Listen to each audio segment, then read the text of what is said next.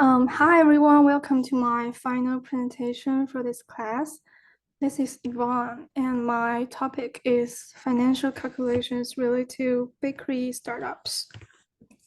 I created a little content for this presentation, which will be divided into mainly 6 parts: introduction, location of the bakery, revenue generation models, relevant cost to analysis, financial decisions, and the conclusion. First, why this topic? It's because sorry, my mom gives up her career after my birth and become a housewife till today. She's so talented and obsessed with baking cakes and bread, and having a bakery shop of her own has always been her dream. I chose this topic to help her start, providing her ideas or at least encourage her to go for her dream. In my paper, I did calculate the budget and time to recover the original cost of a bakery venture and briefly analyze the location and the probability of success of a bakery. The cost of living, business cost, exchange rates, and tax policies in Shanghai, Hong Kong, and Singapore will be compared in this decision process. I summarized some main points from the paper, but I'm not gonna read them all. So you can just go through them and get some main points from here.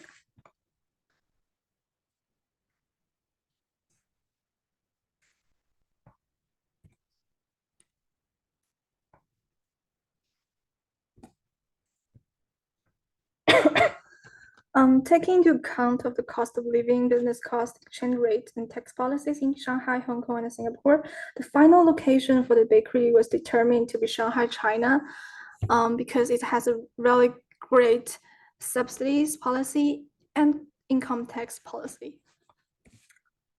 Then I create a table to illustrate a revenue generation model.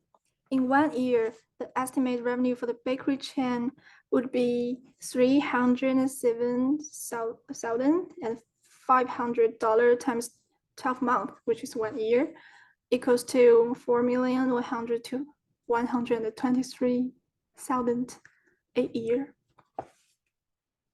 And I propose that the site is sustainable, so the estimate will be used for 10 years, which this number can be times by 10 years after the upgrade.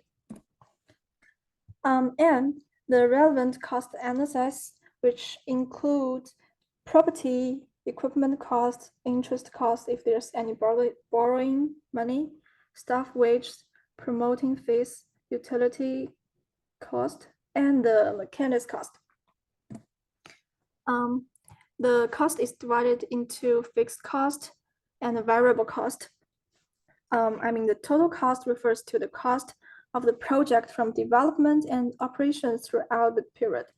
Fixed cost refers to the total cost within a certain period of time and within a certain range of business volume, which is not affected by change in business volume and can remain unchanged. Variable cost refers to the cost item that changed with the change in output in the total cost, mainly the value of production factors such as raw material, fuel, and labor. The total cost includes fixed cost and variable cost. The total cost, fixed cost, and variable cost change trend is as the total benefit increases. The total cost and variable cost increase, but the increase is not as large as the increase in total output, and the fixed cost remain unchanged. The fixed cost of the current project includes loan repayment, upgrading, fixed cost maintenance, a salary of 100 employees, and marketing budget, of course.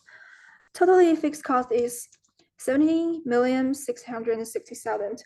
The variable cost of this project includes variable cost of maintenance, utility, mechanics, which includes both local specialty products and handicraft.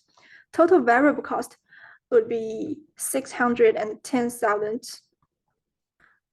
Hence, the total cost will be the sum of fixed and variable cost. And I discussed something about the financial decision. The first part is the profit. The profit is obviously the total revenue minus the total cost. And I want to explain a little about why 10 years. The reason as to why we estimate that this project is to last for 10 years is because after 10 years, significant trends may change or new trends may emerge, which renders our forecast estimate to be inexact. By then, new forecasts and estimates have to be calculated in accordance with new circumstances. Oh my God.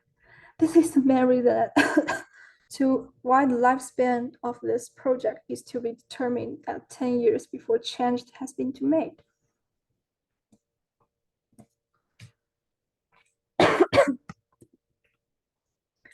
And the cash flows. The basic calculation formula is the net cash flow equals cash inflow minus cash replacement amount. Net cash flow reflects the result of internal cash flows and alternative capital activities within a certain period. In principle, the difference between cash inflow and cash injection there are two types of net cash flow, the operating and investment. Operating net cash flow is a cash inflow to the existing business under normal operating conditions. The calculation formula is as follows.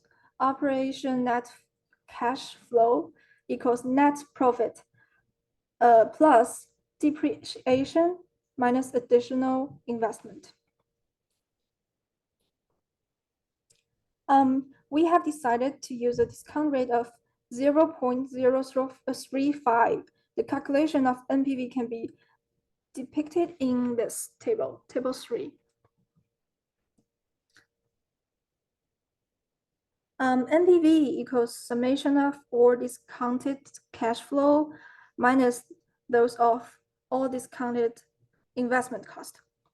Based on the calculation as showing in this table, table 4, it depicts that the cash flows are stable based on the strategy partnership that the heritage side will engage in.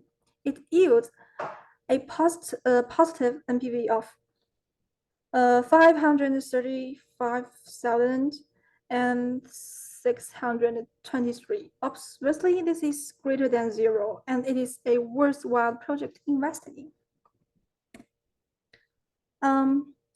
It is vital to consider the time it takes to recoup the initial investment, as there may be unforeseen situations that may disrupt the cash flow that the project may generate in the years to come.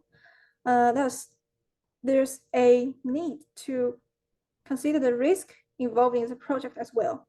We need a payback period of a maximum of about 5 years, since significant trend have changed after 5 years. The calculation for the discount payback period methods is as follows. It takes approximately 4 years and 31 weeks in order to pay back the initial investment.